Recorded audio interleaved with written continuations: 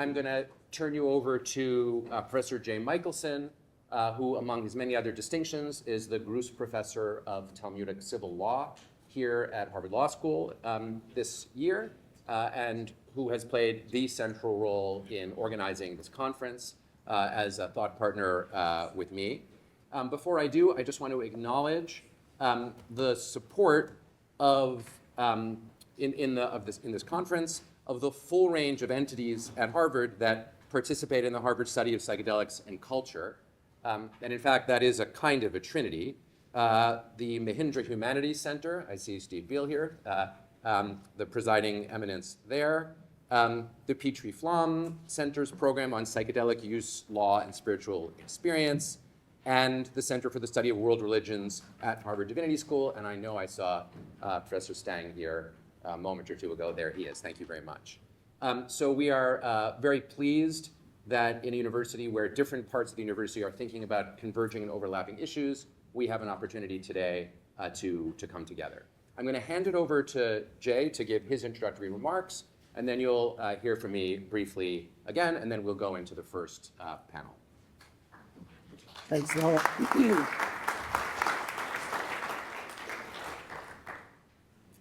Wow, thanks everyone. It's really a joy to be here starting this symposium with all of you. As Noah said, it's such a broad range of folks here in the room. And I think many of us have been to a lot of conferences before, and we know that the best times are like the times where you meet someone randomly over coffee, and I saw that happening already this morning, so mission accomplished. There are so many of you who I want to introduce to so many others of you. So really, it's wonderful to have you all here. For folks who don't know, we're completely sold out here. We actually have an overflow room once this room fills up, and there are about 500 people signed up for the Zoom conference, so 700 in total. So there's clearly a little bit of interest. And in addition to the centers that Noah just mentioned, I also want to thank my co-conspirators and colleagues, Professor Feldman, obviously, who's already spoken, but also Susan Kahn, who's there in the back, organizing things. And Lila Rimilevsky, our program assistant, has also organized everything. As well as a number of you in the room who were really trusted, helpful advisors to me and to Noah as we planned this, and kind of a small army of volunteers who are making this happen as well. So I kind of like to contextualize this moment just for a second and kind of situate what we're hoping to speak about today in a slightly wider context. So I think the phrase is certainly overused, if it was ever underused, psychedelic renaissance, but there clearly is an emergence around and shift around psychedelics that's taking place in our culture on multiple tracks.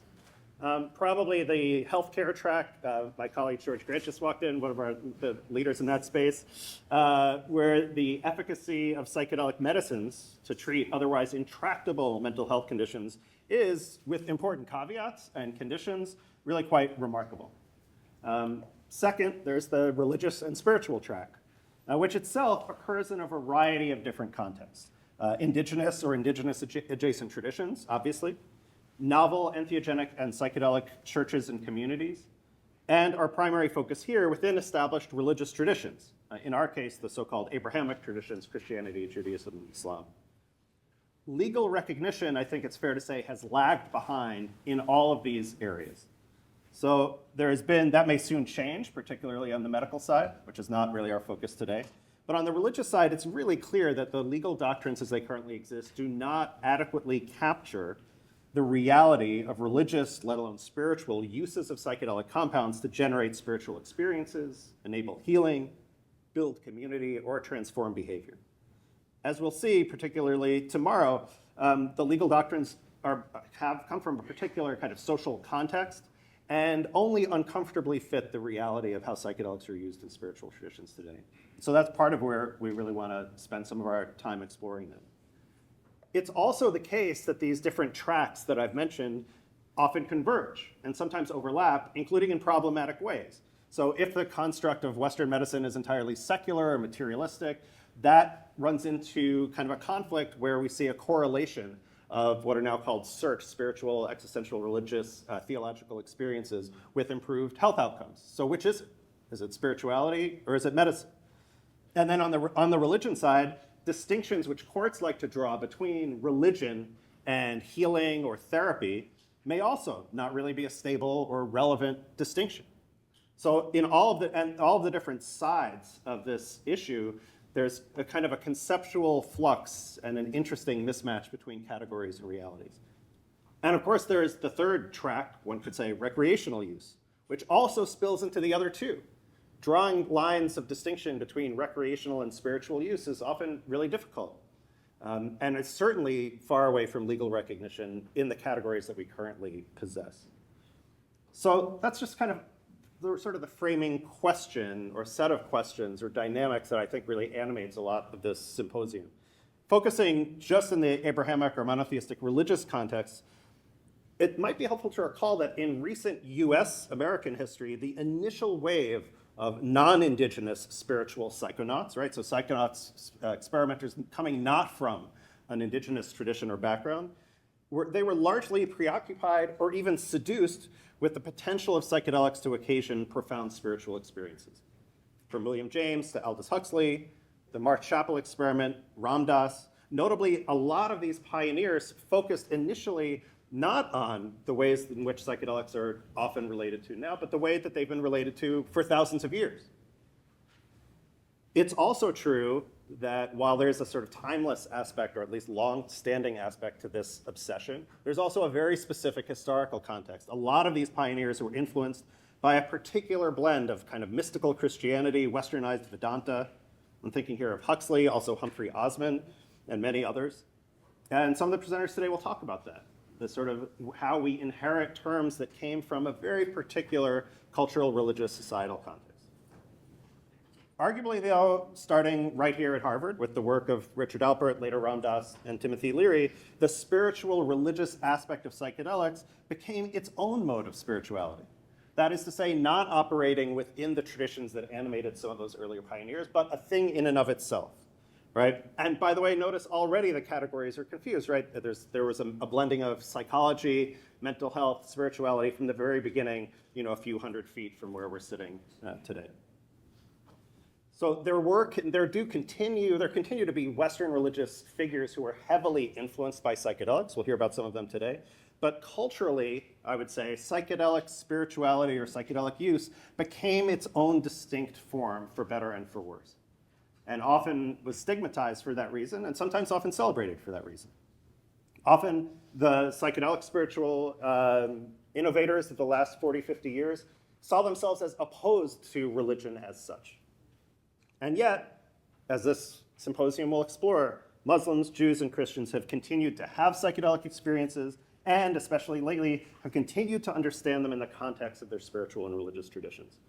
And that's really interesting, I think. And hopefully some of you do as well, which is why you're here. So we'll look at some of the historical, theological, philosophical bases for contemplative practices, both from a scholarly point of view and listening to practitioners in the field. We'll look at different ways in which what I would call a usable past is constructed, possibly generating some skepticism among religious studies scholars, although that skepticism may not matter from the perspective of legal recognition. But I would submit that even if there isn't a sort of Edenic past in which psychedelic religion was the one true religion or something of that nature, still the functions that psychedelic compounds can serve in religious traditions or in spiritual traditions are longstanding. And I'm particularly interested in that congruence and places of non-congruence as well. So we'll hear about the forms and purposes of cultivating altered states of consciousness in religious traditions, the variety of mystical experiences in these traditions, their differences from the way those experiences are understood in a lot of the kind of dominant models, and about the non-mystical cultivation of altered states of consciousness in religious history today. So I think this is a pretty fascinating conversation, and it's one that I think also bears on our public moment in a particular way. It also touches on questions of religious identity, political ideology, fundamental questions of personhood and self, and these are deep questions, and they inspire deeply held beliefs. So, Noah and I want to thank all of you in advance for your respectful engagement with these topics and with one another. since we're all here in good faith and in the spirit of inquiry. One last note before we begin. Just wanted to recognize that we are also coming together in a moment that for many of us is profoundly difficult, even if we experience that difficulty in different ways. And that it can take courage and even love to come together in this way from different backgrounds, different communities, different sincere, deeply held convictions. So for just a moment, a little unusually for an academic conference, we do want to take a moment to honor that reality. And three of us, Dr. Kamal Abu-Shamsia, Reverend Jamie Clark-Souls, and Rabbi Dan Goldblatt, will light a candle and hold just a moment of silence.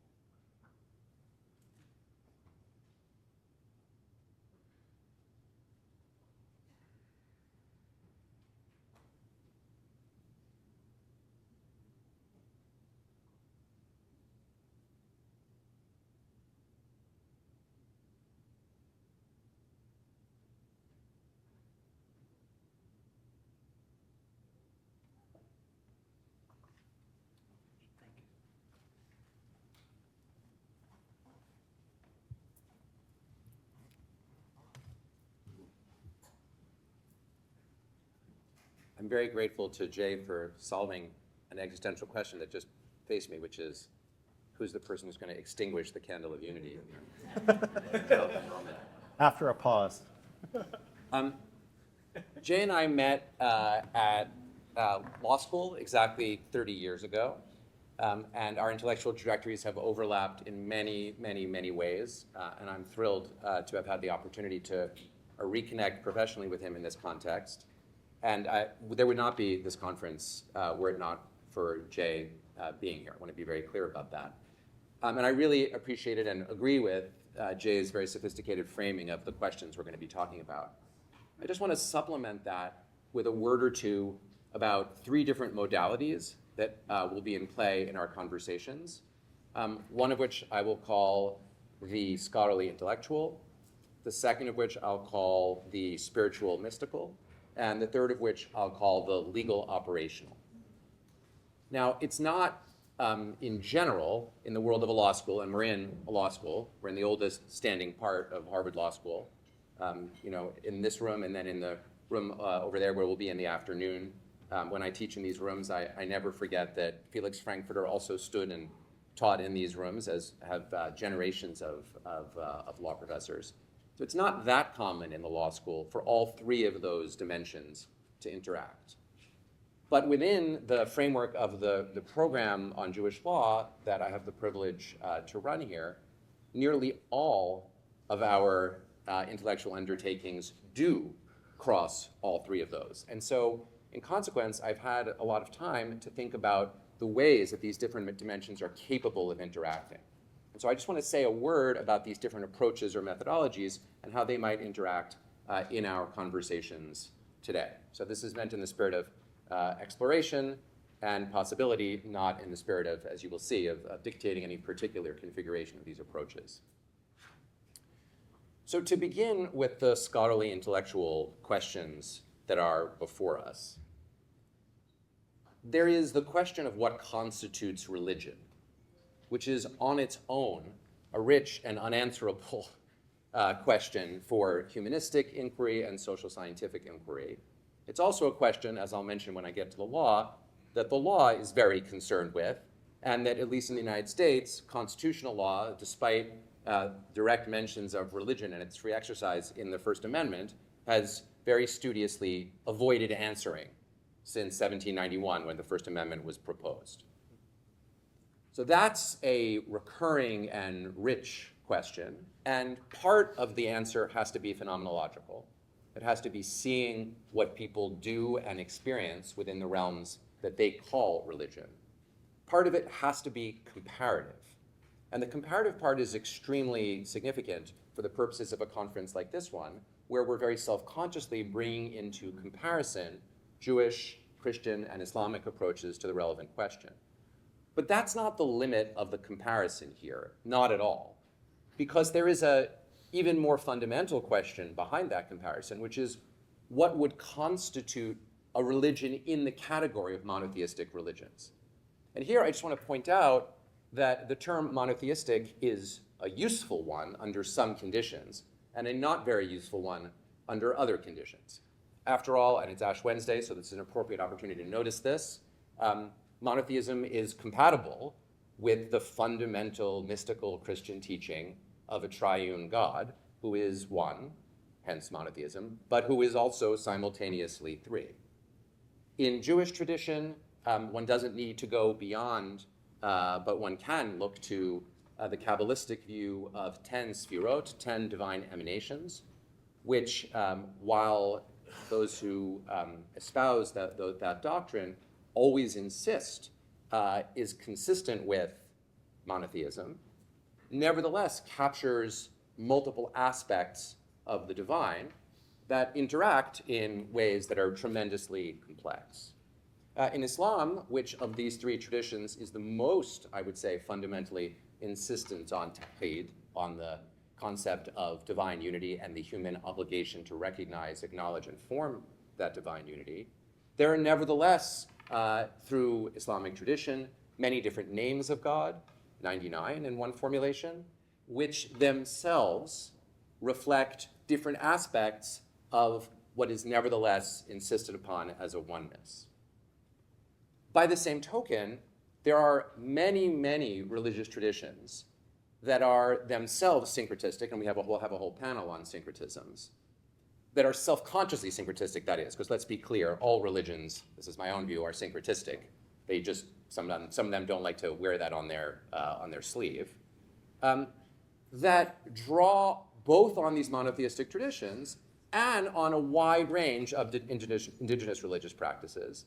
And the most significant to mention in this context is, of course, the peyote religion, which has been the topic of some, but I think not enough, serious historical, scholarly, and humanistic inquiry, that has from its origins very substantial components of indigenous practice and tradition that are themselves upended and shifted by Anglo conquest of North America, and that lead to numerous interactions among American Indian tribes that produce a new kind of religious practice that is itself, from the beginning, therefore inevitably inflected by contact with Christianity. And the same could be said, all things being equal, also of Central and South American and Mexican North American traditions that are connected to psychedelics. So by focusing today on Christianity, Islam, and Judaism, we do not in any way intend to supplant or deny or undermine the centrality of those other traditions. And indeed, I would go so far as to say, I was thinking about this at about 5:30 this morning, you wake up before a conference and ideas come through your mind, then it is totally plausible to argue that the entirety of what we socioculturally now refer to as psychedelic practice can, as a historical matter, and apologies in advance to those in the room who are constructing stories that disagree with this, it's totally fine to do so, may be restricted historically to pre-Columbian America, to the pre-Columbian Americas. That's a possibility. And if that were the case, historically, one would definitely not want to be in the position of saying that by focusing on monotheistic traditions, we're trying to arrogate that initial source and then claim a more ancient, well, perhaps more ancient, but certainly a different hemispheric set of origins. That's exactly what you wouldn't want to be doing. That said, it is in the nature of religious practice, religious creativity, that people will come up with accounts and stories that work for them in a wide different range of contexts. So that's, I think, also a really important part of what we're interested in exploring here. There's much more to be said about the scholarly intellectual plane, and we'll say a lot of it over the next few days. And I think Jay and I will exercise moderator's privilege to jump in and ask questions. But I'm going to pause on that now just to turn to the two other dimensions in the 2 or 3 minutes that I have left.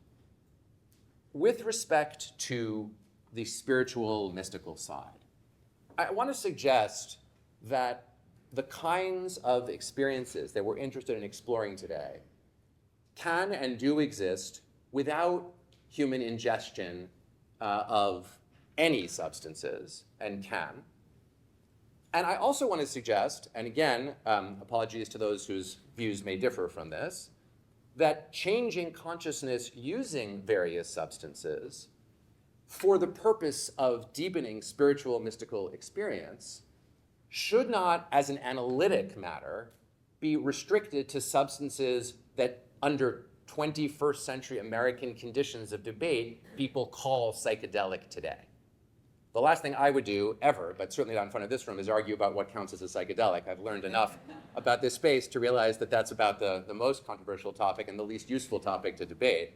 But one of the reasons that I wanted to do a Judaism, Christianity, Islam comparison was my own realization, and I should just say I was trained and I did my doctoral work in medieval Islamic studies, that Islam probably has, this is my own view again, probably has the richest and most sophisticated literature of these three traditions in engaging with altered states of consciousness in connection to mysticism.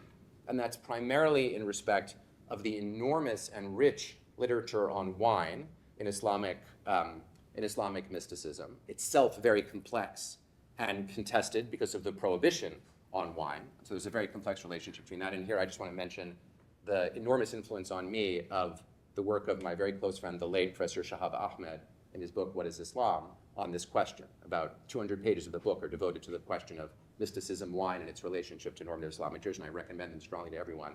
And if Shahab were alive, he would be up here with us. And as well, it turns out, the use of cannabis, which is documented in historical scholarship by Sufis, and which is specifically associated with Sufis, as early as the 11th century. Deeply understudied topic, despite a formative book written 50 years ago by the great Islamicist scholar Franz Rosenthal.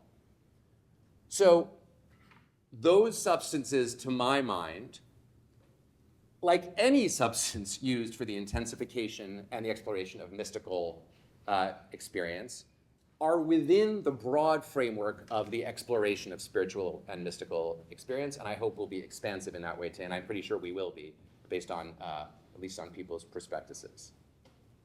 Finally, the legal operational, which is also the legal instrumental, because it turns out that the thing about law is no matter how much you try to study it from the standpoint of the purely evaluative or the purely analytic, you can't.